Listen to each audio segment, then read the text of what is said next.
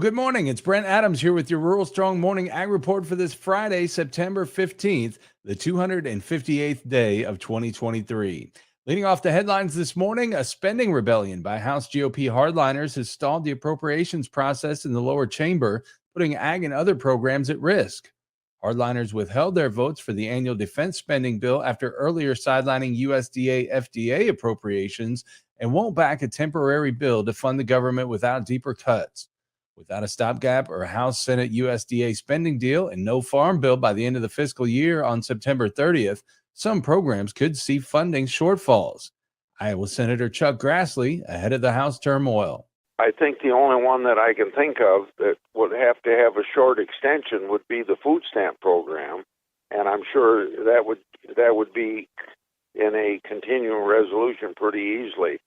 For that matter, if the farm bill programs end September 30th, they could be very easily extended for the next few weeks while we're negotiating the 5-year farm bill. But doing so would likely take a rider on the USDA spending bill, now thrown into doubt.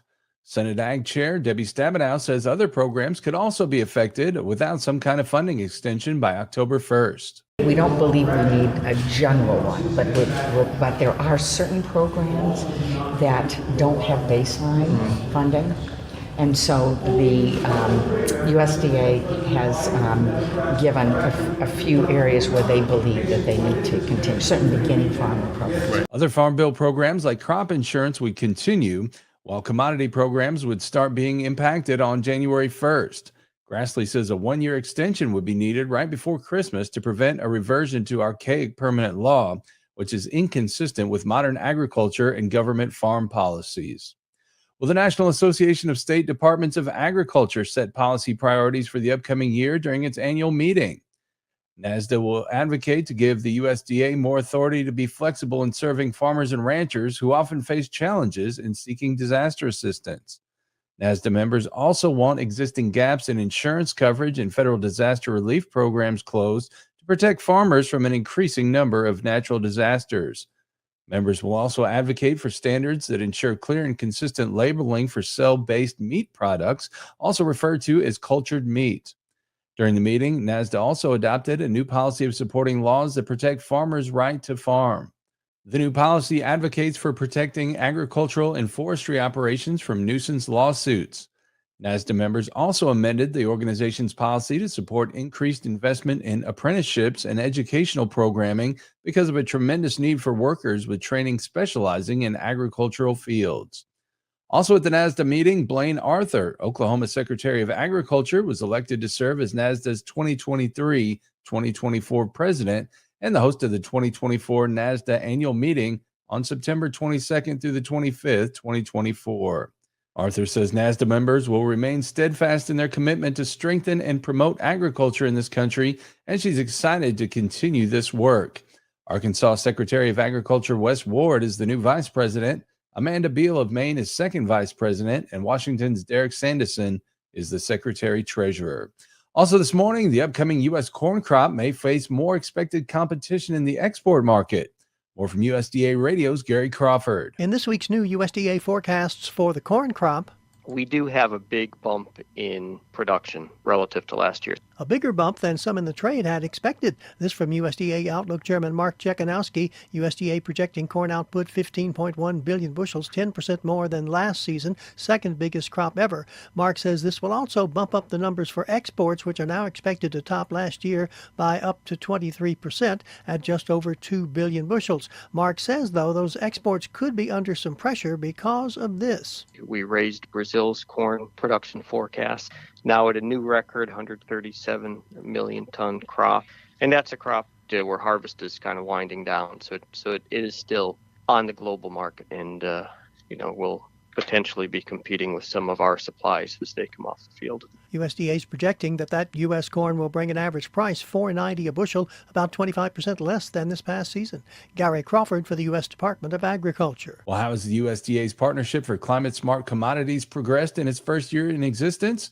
Here with the details is USDA Radio's Rod Bain. It has been a year since USDA announced the project supported through its Partnership for Climate Smart Commodities Investments. We were pleased that the 141 projects, basically all 50 states, all major commodities, specialty crops, the whole 9 yards, organic, conventional ways of production. Exciting to see the diversity of American agriculture participate in this, crop production as well as livestock and all species. Agriculture Secretary Tom Vilsack in Wisconsin Wednesday, recognizing the anniversary and highlighting some of the first-year successes associated with the program. Around 90% of the contracts have entered into a specific signed agreement or in the process of executing the agreement, and we've now begun the exciting opportunity of reaching out to farmers, encouraging them to participate. With the Secretary adding resources now available to encourage farmers to participate in climate-smart practices while developing markets that would pay a premium for a climate-smart commodity. I'm Rod Bain reporting for the U.S. Department of Agriculture in Washington, D.C. And finally this morning, a new report has some good news for food shoppers. Gary Crawford is here with the details. The Consumer Price Index for the month of August showed a significant uptick in the general inflation rate for all goods and services, but for food, a much better story, right? Yeah, this month looked pretty calm on the food price updates. Agriculture Department economist Matt McLaughlin says the all-item inflation rate during August was up almost 0.5%. But for food at the grocery store, prices only went up 0.1%. And Matt says compared to a year ago at this time, the food inflation rate situation looks much better. We still have a little ways to go until we're back to normal inflation rates, but we're getting pretty close. In August of 2022, the yearly food price inflation rate was 13.5%. We're now down to only 3%. Now, pre-pandemic, what was the normal rate of yearly grocery store food price hikes? About 2%. So we're starting to come back in line with historical norms. And some items like eggs and milk are already selling for less than a year ago. Gary Crawford for the U.S. Department of Agriculture. You can keep up with the latest from the world of agriculture each week by subscribing to the Tractors and Troubadours podcast from Rural Strong Media. Each week, I bring you agriculture industry newsmakers, hot-button industry issues, educational features, and the best in traditional country music. The Tractors and Troubadours podcast can be found at ruralstrongmedia.com or wherever you get your podcasts. We also invite you to join us daily on Rural Strong Radio, our 24/7 streaming radio station found at ruralstrongmedia.com or on the Live 365 streaming radio app for your mobile device.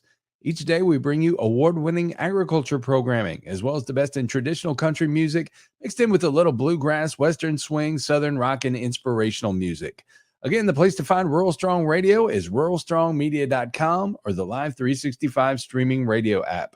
We're portable, so take us everywhere you go this harvest season. We'll get you through those long, challenging days this fall. Well, I'll be back again on Monday with another Rural Strong Morning Ag Report here on Steve Shetler Media. Have a great weekend, everybody.